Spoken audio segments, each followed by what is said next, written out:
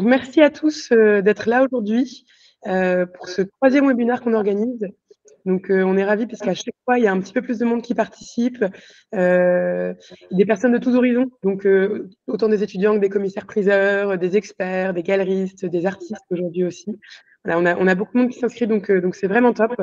On est ravis de pouvoir voilà, évangéliser un peu sur le sujet et surtout le rendre plus accessible. Donc voilà. Première question, la question qui en général intéresse le plus, Solène, c'est comment le marché de l'art finance-t-il le terrorisme?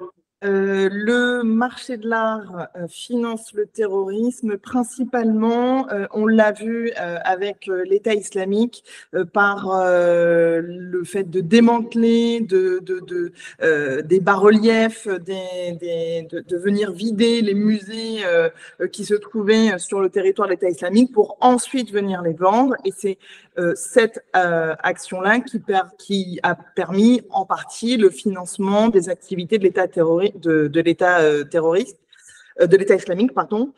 Et c'est vraiment ce point-là sur lequel la Commission européenne, le GAFI, qui est le groupe d'action financière, met vraiment l'accent. Le financement du terrorisme, c'est donc le fait pour un groupe terroriste de se saisir de biens culturels, de les vendre dans le but de financer ces activités.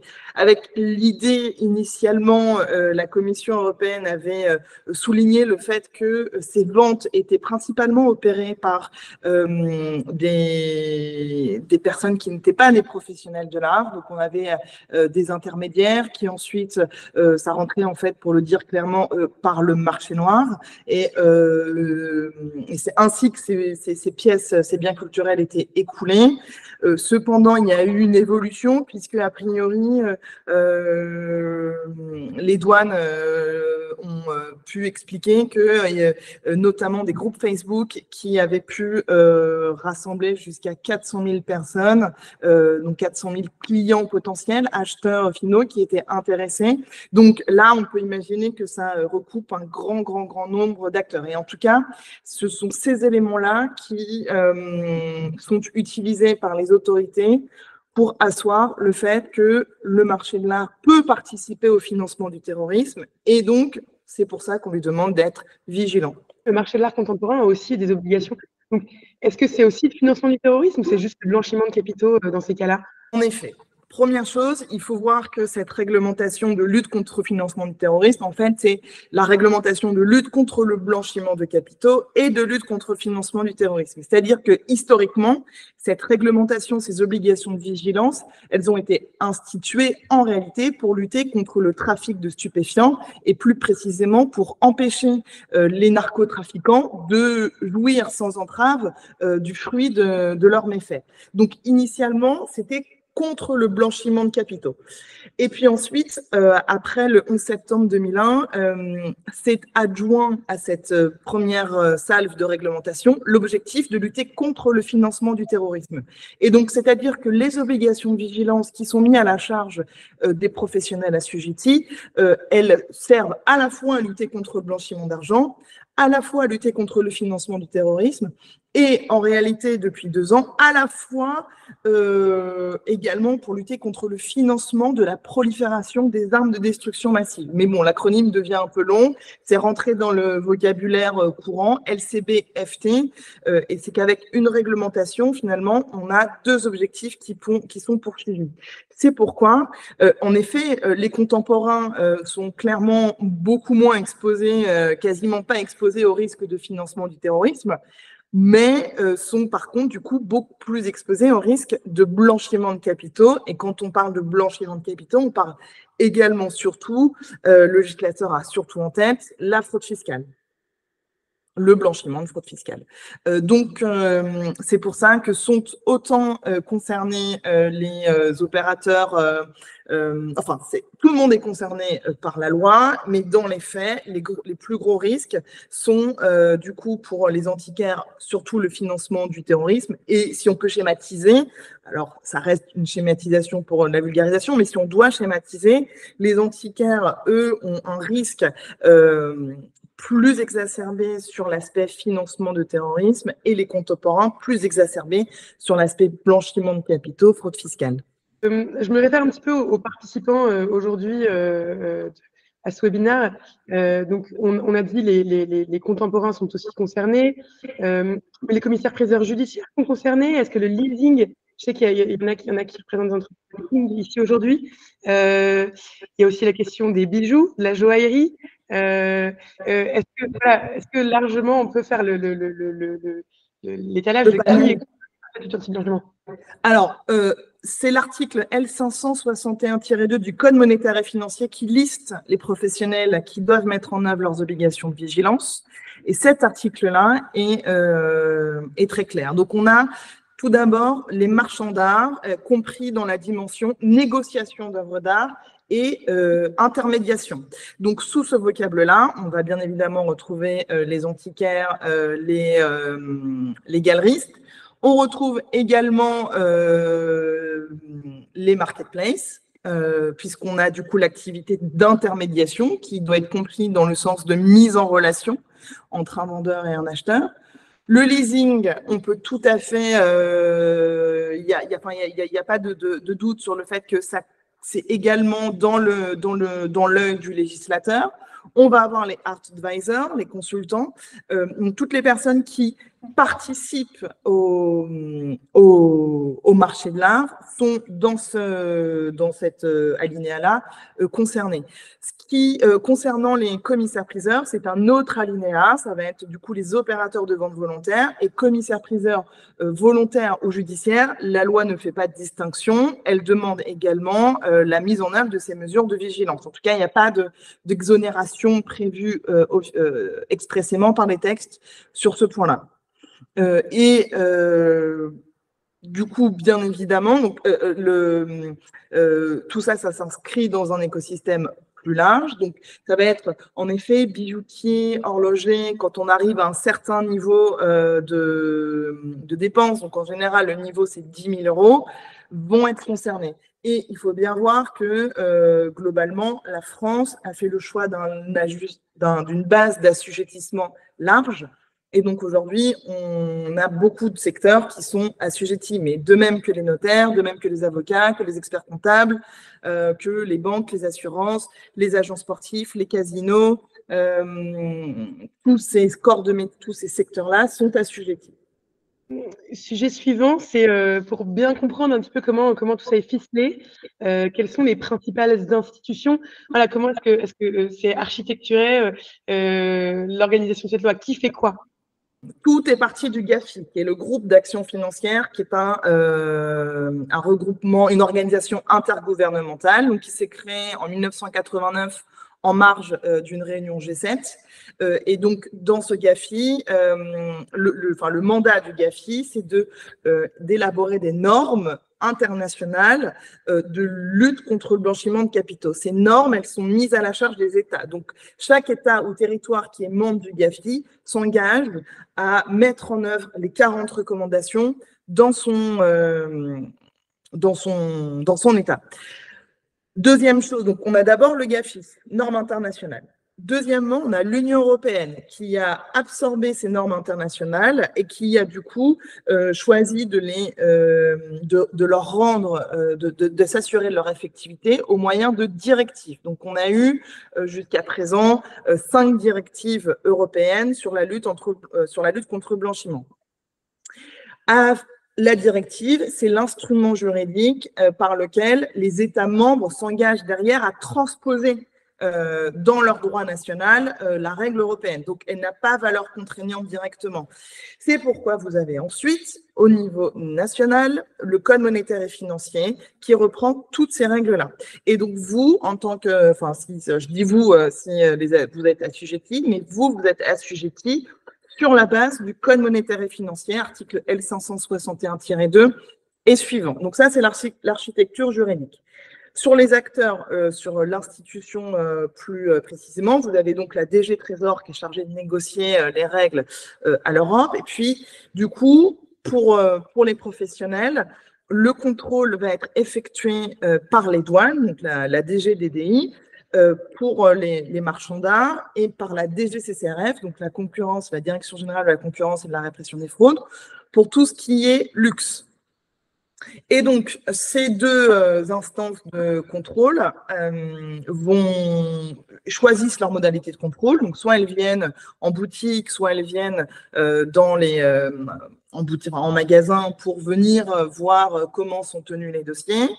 Et puis, si elles estiment qu'il y a trop de manquements par rapport aux obligations de vigilance, alors elles envoient et les douanes et la DGCCRF, toutes les deux, le dossier à la Commission nationale des sanctions. Et la Commission nationale des sanctions, c'est une autorité administrative indépendante qui est située à Bercy et qui est chargée d'analyser le dossier qui lui est soumis et, le cas échéant, de sanctionner le professionnel pour absence de mise en œuvre de ses obligations de vigilance. Donc, les grands acteurs, en tout cas ceux qui sont plus proches des professionnels, nécessairement, ça va être les douanes, puisque c'est elles, ou la DGCCRF, puisque c'est eux, c'est ces deux autorités qui sont chargées de contrôler, et en fin de parcours, la Commission nationale des sanctions qui, comme son nom l'indique, a le pouvoir de sanctionner. J'en profite aussi pour mentionner l'existence du COLB, qui est le Conseil d'orientation de la lutte anti-blanchiment et qui est l'organe qui coordonne la politique française de lutte contre le blanchiment d'argent et surtout qui produit l'analyse nationale des risques, qui est au-delà d'être un bon document, parce qu'elle a été vraiment améliorée, donc c'est vraiment une excellente analyse maintenant, mais surtout, ça fait partie des documents obligatoires qu'il faut prendre en compte pour réaliser ces obligations de vigilance. Ma vraie question, c'est quelle est l'application concrète pour un professionnel de l'art? Un peu au jour le jour, en pratique, rapidement, qu'est-ce qu'il faut faire? Alors, au jour le jour, donc j'ai vaincu la cartographie des risques, puisque ça c'est une fois, et j'en parlerai peut-être à la fin s'il y a des questions, mais au jour le jour, cette réglementation de lutte contre le blanchiment d'argent, elle a un but. Et un unique but, c'est que vous récupériez le maximum d'informations sur l'identité de votre client et son environnement financier, patrimonial, pour que, le cas échéant, si vous détectiez une opération atypique, vous soyez en mesure de transmettre le renseignement financier à la cellule de renseignement financier qui s'appelle Tracfin. En général, c'est le nom que les gens connaissent s'il y a une chose à connaître sur cette réglementation. Donc, très concrètement, au jour le jour, quand il y a transaction, au-delà des 10 000 euros, vous devez du coup avoir dans votre dossier la carte d'identité de votre personne physique. Si votre client achète via une personne morale, il vous faut derrière, du coup, obtenir les statuts pour que vous puissiez être en mesure de détecter qui est le représentant légal et puis que vous soyez en mesure d'obtenir la carte d'identité de ce représentant légal et que vous soyez également en mesure d'obtenir le ou les noms des bénéficiaires effectifs et également que vous obteniez les documents de vos bénéficiaires effectifs. Donc, au quotidien, c'est ça. Ça, c'est sur la partie client. Sur la partie œuvre d'art, mais ça, en général, les professionnels n'ont pas attendu la lutte anti-blanchiment pour le faire. Il y a bien évidemment, la notion de provenance. Et ça, c'est du coup primordial, surtout pour l'aspect financement du terrorisme. Donc, vous devez vous poser la question et vous devez formaliser. Ah oui, l'objectif de la lutte anti-blanchiment, en cas de contrôle, vous devez prouver que vous avez bien fait tout ça. Donc, il faut tout formaliser et tout tracer. Si vous n'êtes pas en mesure de démontrer que vous avez correctement mis en œuvre vos obligations de vigilance, alors, nécessairement, les douanes, la DGCCRF ou la CNS va considérer que vous ne l'avez pas fait. Donc, vous êtes obligé de vous préconstituer, on va dire, des preuves, si on peut les appeler comme ça. Donc, sur l'œuvre d'art, vous devez également tracer les diligences que vous avez faites pour remonter la provenance et vous assurer le plus possible, puisque c'est vraiment un grand sujet, la provenance, mais tracer le plus possible les éléments qui vous donnent toute confiance dans le fait que non, cette œuvre d'art n'est pas issue du financement du terrorisme. Donc, ça veut dire analyser l'intégrité des documents qui vous sont remis, dans quelle mesure vous êtes capable d'avoir un historique, qui sont les anciens acheteurs. Bon, c'est hyper, ce sujet, c'est un gros sujet, mais s'il faut être un petit peu positif, en général, ce travail, vous le faites déjà. C'est juste que du coup, dans le cadre de cette réglementation, il faut absolument le formaliser. Voilà, c'est le nerf de la guerre, c'est de formaliser les diligences que vous mettez en œuvre. Et puis, il y a un dernier sous-module, si on peut dire, sous-sujet, c'est celui des conditions de la transaction. Puisque là, vous devez être en mesure de détecter tout ce qui serait atypique. Et donc, ça veut dire que si jamais votre client vous dit ah ben, je vais vous payer, est-ce que je peux vous payer les 12 000 € en espèces? Ah ben non, madame ou monsieur, c'est pas possible. Ah bon, alors dans ces cas-là, je vais vous payer par une société. Et puis les fonds, en fait, ils vont d'abord passer par le Panama. Et puis, donnez-moi votre RIB. Bien évidemment, il faut que vous soyez en mesure de détecter qu'il s'agit d'une situation anormale et que vous soyez en mesure de montrer que vous avez fait les diligences pour vous assurer. Peut-être qu'il y a une excellente raison à tout ça, peut-être qu'il n'y en a pas, mais il faut du coup formaliser toutes les réflexions que vous vous êtes faites.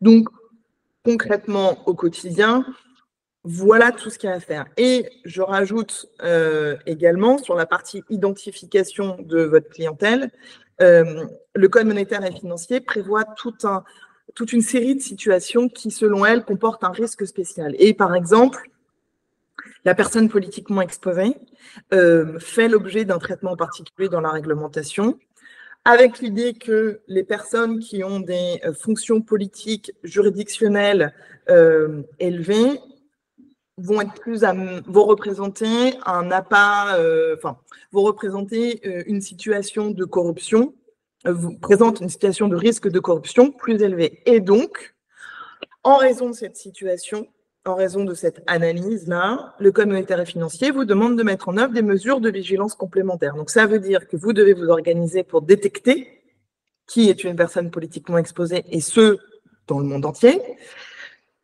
Et ensuite, correctement mettre en œuvre les mesures de vigilance complémentaires, obtenir des informations supplémentaires, faire valider l'entrée en relation et renforcer la surveillance.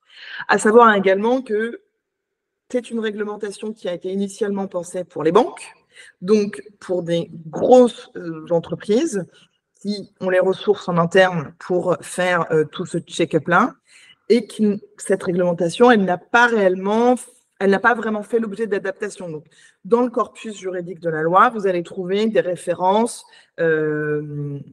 qui traduisent vraiment cette philosophie bancaire et qui sont des fois un peu malaisées à mettre en œuvre pour les autres professionnels qui ne sont pas dans la sphère bancaire ou financière. Très bien. Moi, j'aimerais poser une question, s'il vous plaît. Oui. Dans le sens de ce que vous disiez sur de tracer les sources au niveau de la fiabilité de votre transaction et de votre client, jusqu'à quel point les informations sur le client sont protégées ou pas, justement? Alors clairement, avec cette réglementation, ça crée un net recul du secret bancaire et plus généralement du secret des affaires. Clairement, c'est la transparence versus le secret. Donc aujourd'hui, la réglementation, elle organise la primauté de la transparence sur le secret. Donc de fait, et d'autant plus que la finalité, c'est de transmettre l'information à la cellule de renseignement financier. Donc, on peut réellement constater en fait le recul de toutes ces zones de secret en fait. Et de la même manière, sur le secret professionnel, et je peux parler pour les avocats, c'est monté jusqu'à la CEDH, la Cour européenne des droits de l'homme, et la CEDH a validé tout le dispositif de lutte anti-blanchiment en expliquant que l'objectif de lutte anti-blanchiment était plus important que le secret professionnel. Et donc, la CEDH a validé la mise à la charge pour les avocats de ces obligations de vigilance. Le secret professionnel n'avait pas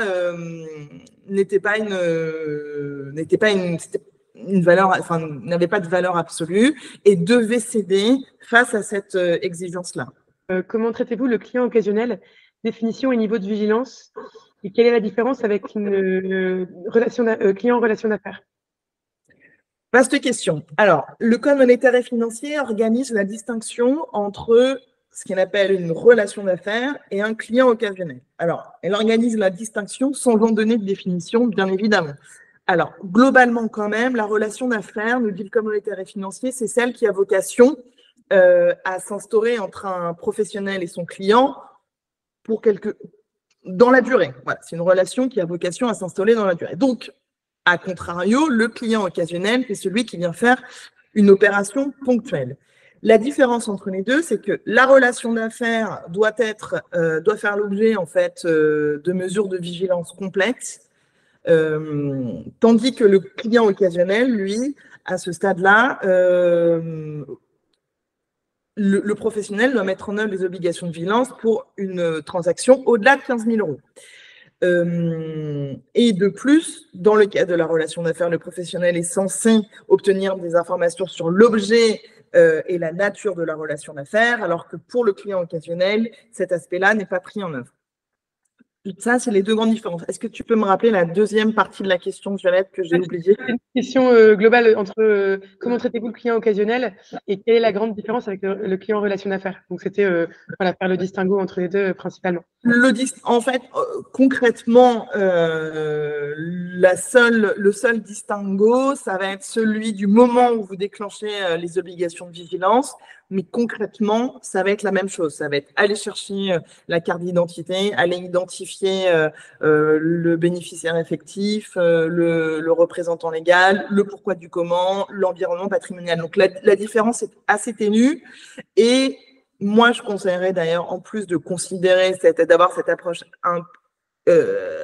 assez, j'allais dire, précautionneuse, dans le sens où il y a encore assez peu de jurisprudence sur cette matière, et que donc aujourd'hui, on ne peut que se fonder sur le Code monétaire et financier, et que du coup, l'absence d'identification des éléments sur l'objet et la nature de la relation d'affaires, j'y crois pas trop devant les tribunaux. Donc, à plus de 15 000 euros, il faut faire l'environnement complet. Moi, je suis un artiste peintre indépendant. Et moi, c'était très intéressant ce que je viens d'entendre. Parce qu'au niveau de la vigilance, moi, j'étais confronté, mais j'étais, disons, seul. Je n'avais pas d'appui. Je n'avais pas de conseiller, etc. Et tout. Et j'ai été confronté une fois à une tentative de blanchiment d'argent. Une personne, c'était même à l'époque, c'était Casper, il m'a acheté une œuvre. Le client m'a acheté une œuvre. Je pense que c'était un amorçage. Ensuite, il m'a contacté comme quoi, sans faire trop long, qu'il y avait un problème sur la sculpture, etc., que c'est la femme de ménage qui avait mis un produit et tout. Bon, je lui ai renvoyé une sculpture, mais après, il m'a recontacté, et l'affaire est véridique, et il m'a dit, voilà, je vous donne 200 000 euros et vous me faites une sculpture. Alors moi, j'ai trouvé ça plus que bizarre. Ce que j'ai fait, j'ai pris mes renseignements aussi par moi-même. J'ai été sur Internet et j'ai vu j'ai trouvé une vingtaine de sociétés à son nom. Et comme j'avais l'opportunité d'avoir une connaissance, je ne vais pas citer, j'ai téléphoné à cette personne, elle m'a dit, Jean-Claude, tu ne fais pas d'affaires avec cette personne. Voilà. Mais j'étais seul, voilà. Et sauf qu'un autre cas, je suis côté classé chez ICA Paris. Et eux, par contre, une fois sur une personne qui tentait de faire blanchiment d'argent, avaient contacté plusieurs artistes. Donc, je faisais partie. Et là, on a été avertis. Mais c'est vrai qu'on n'a pas de soutien, il n'y a pas de site, etc. En cas de problème. Moi, vous avez cité des organismes, mais on n'a pas connaissance de tout ça, nous, les artistes. Merci beaucoup pour ce témoignage. Du coup, en effet, c'est une réglementation qui est complexe, qui est encore les douanes, ça reste encore un petit peu parcellaire, les informations qui sont mises à disposition, mais il y a une chose, voilà, votre témoignage, moi, il me fait penser à une chose qui permet de rappeler vraiment l'organisation, en fait, la structuration de la lutte contre le blanchiment. C'est à la fois le préventif et à la fois le répressif. Et du coup, les professionnels, vous, professionnels, marchands, plateformes, leasing, commissaires-priseurs, vos obligations, elles se situent dans le champ préventif. Et le répressif, c'est du domaine des autorités de poursuite, police, justice, qui doivent du coup faire des enquêtes, présenter leur dossier pour obtenir derrière une condamnation, le cas échéant. Il n'empêche qu'au milieu, si vous avez connaissance d'une tentative d'infraction, bon, bien évidemment, on se pose du coup la vigilance aujourd'hui, elle est structurée, donc ce genre d'approche, vous pourrez la faire remonter via le dispositif via Tracfin, mais il reste quand même l'article 40 du Code de procédure pénale qui est également de dire j'en informe le procureur de la République. Voilà, il y a cette situation qui vient de m'arrêter. Mais là, dès qu'on est sur l'article 40, on est dans le répressif pur et dur. Alors que vous, et ce que propose Onomart, c'est vraiment un accompagnement dans le volet préventif. Et c'est pour ça que le volet préventif, il est contrôlé par les douanes ou la répression des fraudes, et il est jugé et sanctionné par la CNS, qui est une autorité administrative, et donc on est là dans la procédure administrative. Très bien, merci. Je voudrais poser une autre question, Merci. si je peux. Vas-y. Oui, je voulais juste, par rapport, je sais pas, vous n'avez pas évoqué les ports francs, en fait, Ouais. qui est quand même un sujet qui a posé pas mal de questions, notamment ici en Suisse, au sujet d'éventuellement de recel d'œuvres, en fait, et aussi probable possibilité d'avoir un lien avec un trafic dans un passé pas très lointain d'ailleurs. Le port franc, ce sujet-là, moi je l'ai traité via la provenance en fait de l'œuvre d'art. Donc en fait, c'est en effet un sujet important et nécessaire, et c'est un élément qui doit être pris en compte par le marchand au moment d'appréhender le risque présenté par son objet. Et ça, moi je l'ai intégré comme ça au logiciel. Une autre question qui se pose, c'est quelles sont les sanctions, et avez-vous connaissance de sanctions qui auraient été mises en place pour les professionnels?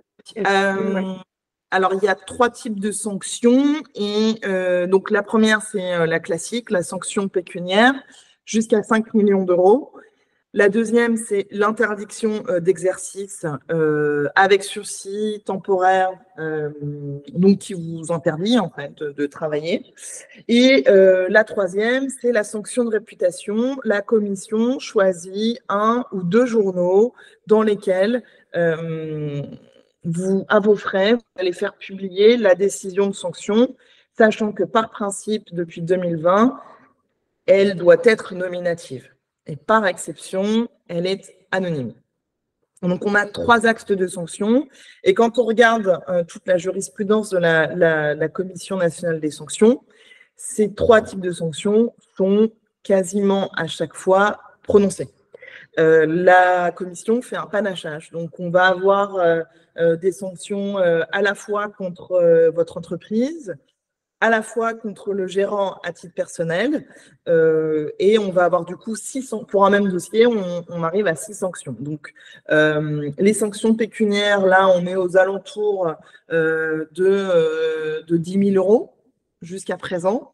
Les sanctions d'exercice, on est sur 3 mois, 6 mois d'exercice avec sursis ou temporaire. Donc, avec sursis, ça veut dire que cette décision, enfin cette sanction fait effet pendant 5 ans, et que si dans les 5 ans, vous resubissez un contrôle qui de nouveau met à jour des manquements aux obligations de lutte anti-blanchiment, alors là, ça tombe. Et la publication, la commission s'en donne un cœur joie. En général, elle choisit 2 journaux, et elle choisit un journal d'envergure nationale et un journal d'envergure locale spécialisé du coup dans le secteur professionnel de la personne, du professionnel qu'elle juge. Donc on a voilà 3 sets de sanctions cumulatives et qui sont largement utilisées par la commission. J'ai une question par rapport au contrôle. Est-ce que vous avez déjà connaissance de galeries qui ont été contrôlées ou non? Oui. Oui, on a même des clients Onomart qui se sont fait contrôler, et on a eu des galeries qui sont venues vers nous suite à un contrôle. Donc oui, les contrôles ont commencé, et surtout ils ont été plus récurrents l'année dernière, on a plus connaissance de contrôle sur 2022. Nous, on a des galeries un peu de tout type, puisque des plus grosses galeries, des plus petites structures qui n'exposent par exemple pas en foire, qui pensaient un petit peu passer plus sous les radars, et Antiquaire. Donc, on a eu les contrôles ont commencé, on a eu des retours de la part de ces professionnels. Donc, ça y est, les douanes commencent à mettre le pied à l'étrier et à faire des contrôles. Je ne sais pas si Solène, tu voulais rajouter quelque chose. Oui, les contrôles ont commencé. Ça n'est pas une surprise puisque les douanes se sont réorganisées et ont communiqué sur cette réorganisation en interne pour du coup déployer une équipe entièrement dédiée au contrôle. Et j'étais à la journée d'études des douanes la semaine dernière. Jusqu'à présent, ils étaient extrêmement focus sur les stupéfiants et le tabac, j'ai appris ça. Mais clairement, le marché de l'art a été pointé. Il y avait une table ronde entièrement dédiée au marché de l'art à cette journée d'études. Donc, ils sont prêts, en fait. Ils sont prêts et du coup, ça n'arrive pas. C'est pas une surprise et ça n'a voilà, enfin, ces éléments font penser qu'ils sont clairement en train de monter en puissance sur cet aspect-là, d'autant plus que le GAFI, dont on a parlé en début de webinaire, contrôle les États et contrôle notamment que la supervision est effective. Ok. On a une question, quid du livre de police, du contrôle du livre de police? Alors, le contrôle du livre de police ne s'inscrit pas dans les obligations de lutte anti-blanchiment en tant que tel. Ça fait partie du coup d'un élément par contre dont se sert surtout l'OCBC, la police nationale spécialisée dans les biens culturels. Au jour d'aujourd'hui, ma compréhension, c'est que le livre de police doit obligatoirement être numérisé, mais seulement pour les maisons de vente, contrairement aux marchands qui n'ont pas encore cette obligation-là. Donc, le livre de police, pour l'instant, n'a pas de place dans la réglementation lutte anti-blanchiment. Cependant, il faut bien voir que pour, du coup, une enquête de nature répressive, la mise en œuvre des mesures de vigilance constitue un élément de bonne foi ou de mauvaise foi du professionnel, de la même manière que le livre de police. Mais du coup, il n'y a pas plus de développement sur la partie vigilance qui se trouve dans je ne peux pas vous entretenir plus sur ce sujet-là parce qu'il n'y a aucune référence au livre de police dans la vigilance lutte anti-blanchiment. Ok. Et il y avait une question que je n'avais pas vue passer. Auriez-vous la référence de l'arrêt de la CEDH ayant validé notre dispositif LCBFT? Michaud contre France, MICHAUD, 2000 et quelques, je ne sais plus quand. Mais Michaud contre France, 6 décembre, peut-être 2006, un truc comme ça. Ok, bon, je vais mettre une réponse aussi claire. Ok, super. Merci. Le thème suivant à aborder, parce que c'est une question qui se pose beaucoup chez les professionnels que moi je rencontre, c'est quelles sont les différentes solutions existantes pour être en conformité? Comment faire en fait pour se mettre en conformité? Parce qu'on a bien compris que c'était complexe à mettre en place, qu'il faut formaliser. Comment faire? Eh bien, j'ai envie de vous dire, il faut faire 50 droits. Non, il faut. Tout est écrit dans le code monétaire et financier.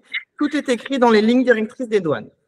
Alors, donc, il faut s'imprégner de tout cela. C'est assez complexe, des fois abscons. Sinon, alors concrètement, il faut faire sa cartographie des risques, donc identifier les risques, classifier les risques, définir les mesures de gestion des risques, et il faut derrière mettre en œuvre la collecte des données qui sont obligatoires. Et puis, il faut mettre en œuvre une structuration interne pour être sûr que vous avez les yeux sur toutes les transactions et surtout, vous êtes en mesure de détecter les situations à risque. Donc, vous pouvez vous faire accompagner par les professionnels du droit, comme un avocat. Donc, soit vous y collez tout seul, via le code monétaire et financier, via les lignes directrices. Les professionnels de droit sont également là pour vous accompagner, même s'il y en a beaucoup qui ne sont pas encore en maîtrise de ces sujets pour eux-mêmes. Et c'est bien évidemment pour ça que Eunomart est là, c'est aussi une solution. Et quand Violette m'a proposé du coup de travailler avec Eunomart à cette solution, j'ai tout de suite dit oui, avec l'idée que surtout pour les plus petites entreprises, la mise en œuvre en fait d'une conformité, ça a un coût et c'est compliqué et c'est pas forcément quelque chose qui est à la portée de tout le monde. Et voilà. Et Eunomart est aussi une très bonne solution. Et voilà ce que je peux dire. Du coup, je peux embrayer pour faire une petite introduction rapide parce qu'on n'avait pas encore parlé d'Eunomart. Beaucoup, je pense, de gens qui participent à ce webinaire ne nous connaissent pas encore. Et dans les grandes lignes, Eunomart, c'est le premier logiciel en Europe qui automatise et centralise la mise en place des procédures. Donc l'intérêt, c'est, Solène parlait plutôt de l'obligation de formaliser les démarches faites sur les clients, d'aller récupérer les bonnes informations, donc se poser les bonnes questions, analyser les risques et prendre les décisions en conséquence. Eunomart est le logiciel qui aide à la mise en place de tous ces processus et du coup qui permet vraiment la mise en conformité pour les petites structures.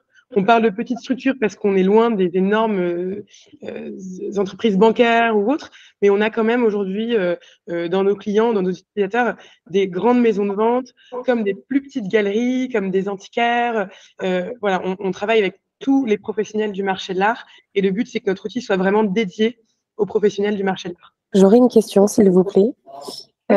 J'imagine que du coup, dans le cadre des procédures qui sont remplies par vos clients, vous stockez un certain nombre de données. Je pense que vous savez que c'est de la donnée un petit peu sensible. Qu'est-ce que vous faites de ces données? Et s'ensuit une deuxième question. Est-ce que éventuellement, si j'ai un de mes confrères qui a déjà rempli des informations sur un client ou autre, j'ai accès à ces informations pour aller plus vite, on va dire? Alors, dans tous les cas, quand vous signez un contrat avec nous, quand vous prenez un abonnement chez nous, vous avez accès à toute la politique de confidentialité des données. Il faut savoir que nous, on ne fait absolument aucun usage de vos données. Elles sont toutes vraiment séparées. On ne croise pas les données entre confrères, entre guillemets. Si un client a déjà acheté chez vous et qu'un confrère rentre le même nom du client, il n'y aura aucun croisement de données parce que chaque client a sa propre liste et on ne mélange pas les données. Donc, c'est vraiment, le but, c'est de fournir un outil ultra sécurisé, conforme au RGPD. On ne fait pas usage des données et c'est vraiment notre engagement. Et on est plus un outil de conformité, on n'est pas un outil qui a vocation à vous dire ce que votre voisin a fait ou à faire à votre place. En tout cas, ces données, on n'y aura jamais accès. Elles sont cryptées, même nos équipes en interne n'y ont pas accès. Et tous ces engagements-là sont prévus et sont écrits noir sur blanc dans les contrats qui nous unissent avec nos professionnels, nos clients. Et aussi, d'ailleurs, je pense que Solène, je pense que je pourra confirmer, mais l'idée, c'est que chaque professionnel doit faire son analyse des risques des clients et on ne peut pas se baser sur l'analyse d'un autre. Le but, c'est que comme vous êtes en première ligne,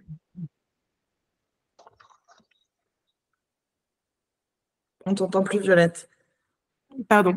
Comme vous êtes en première ligne, les professionnels de l'art, le but, c'est de détecter les risques sur les comportements du client. Et donc, un professionnel pourrait repérer un risque qu'un confrère n'aurait pas repéré. Donc, tout l'intérêt, c'est que chacun fasse sa propre analyse des risques. Donc, on ne croisera pas les données entre professionnels. Est-ce que c'est ce que tu aurais dit, Célène? Oui, et je rajoute juste que la Commission nationale des sanctions est très claire depuis 2014. La présence d'un autre professionnel assujetti aux mêmes obligations de lutte anti-blanchiment dans la transaction n'exonère pas le professionnel de ses propres obligations. Pour le dire plus clairement, même si la banque, nécessairement la transaction de plus de 10 000 €, elle va passer par une banque. Le fait que la banque est elle-même assujettie à la lutte anti-blanchiment, ça n'exonère pas le professionnel de l'art de ses obligations de lutte anti-blanchiment. Et s'il y a un client qui va chez plusieurs professionnels de l'art, le fait que le premier professionnel de l'art a fait ses obligations de vigilance, ça n'exonère pas le numéro 2 de faire ses propres obligations de vigilance. Oui, alors on a une nouvelle question par écrit, là je vois. Vous détectez les risques sur les clients, puis de détecter les risques sur les objets. Les risques objets, c'est tout ce on le fait aussi du coup. Surtout, on amène le professionnel à formaliser toutes les questions qu'il s'est posées sur l'intégrité de la documentation et sur l'historique de circulation de l'objet.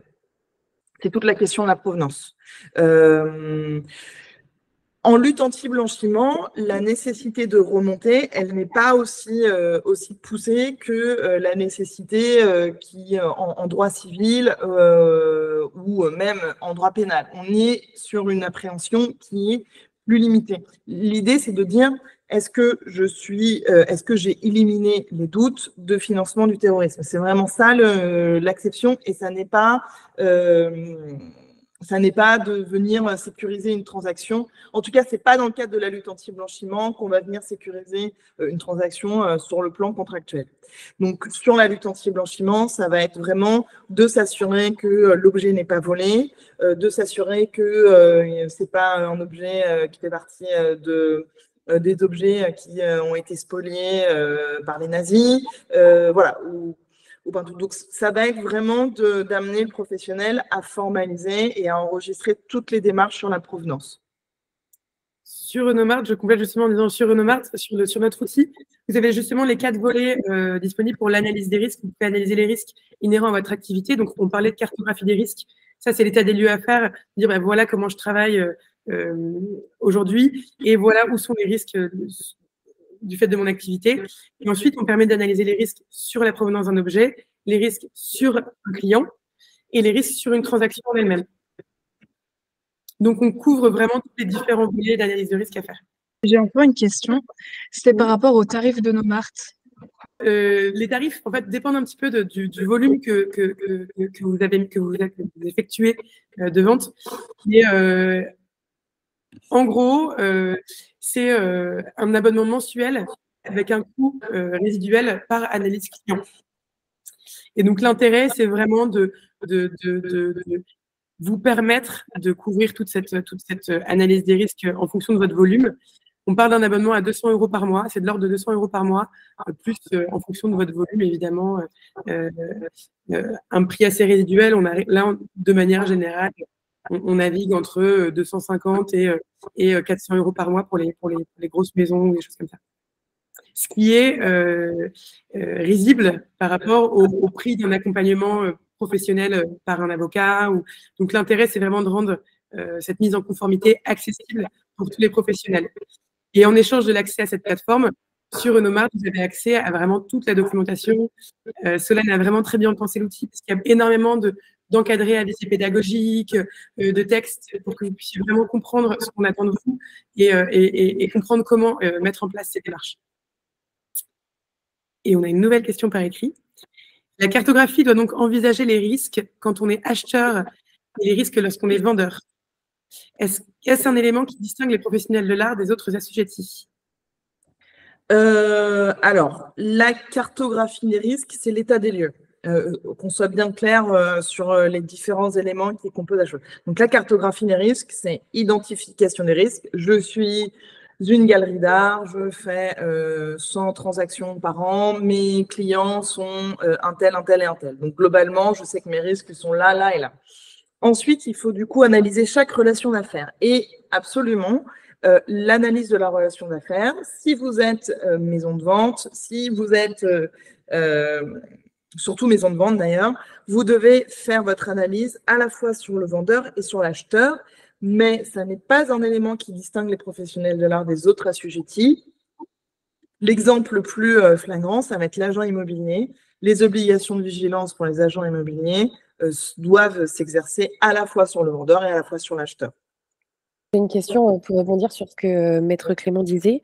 Quand vous parlez de l'analyse, la cartographie des risques, est-ce qu'on a une idée matériellement du temps que ça représente pour réaliser cette cartographie? La cartographie ou l'analyse d'un client? Les deux, au passage, si vous avez les infos pour les deux. Ok, super. Alors oui, moi j'ai de l'info parce que du coup on a pas mal d'utilisateurs maintenant qui l'ont fait sur notre outil via Unomart. La cartographie des risques, c'est celle qui prend le plus de temps en général parce que comme ça fait une fois dans l'année, les professionnels la font sérieusement en général. Ils se posent des questions voilà, sur l'année, combien j'ai fait de ventes, quel pourcentage à l'étranger, avec des clients à l'étranger, quel pourcentage en ligne. Voilà, on pose vraiment des questions de fond sur votre fonctionnement.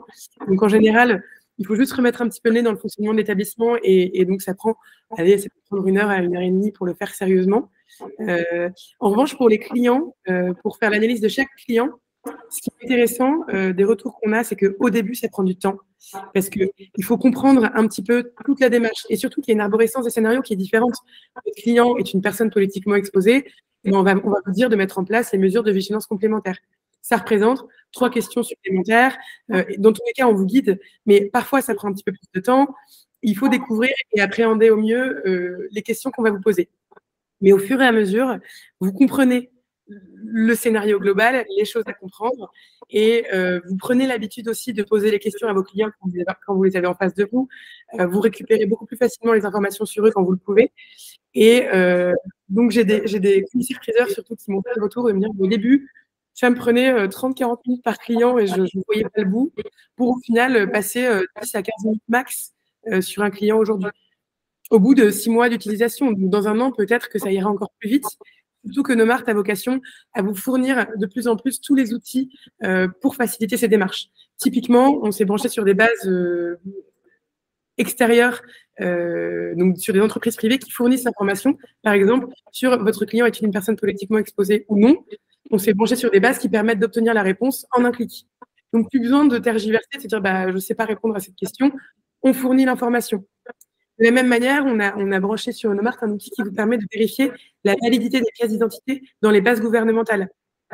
Donc, si la démarche via Nomart vous dit le cas client fait que vous devez faire vérifier la validité de la pièce d'identité, même si la pièce d'identité du client est une pièce d'identité chinoise, on pourra vous dire si elle est bonne ou pas sur une photo. Et donc, en fait, le but, c'est qu'au fur et à mesure, on crée un outil vraiment puissant qui permette d'aller super vite dans l'application de ces réglementations. Donc, ça va de plus en plus vite. Il faut le tester, il faut le faire, il faut prendre le temps au début de mettre les choses en place pour que derrière, ce soit un automatisme et que ça se passe naturellement. Voilà.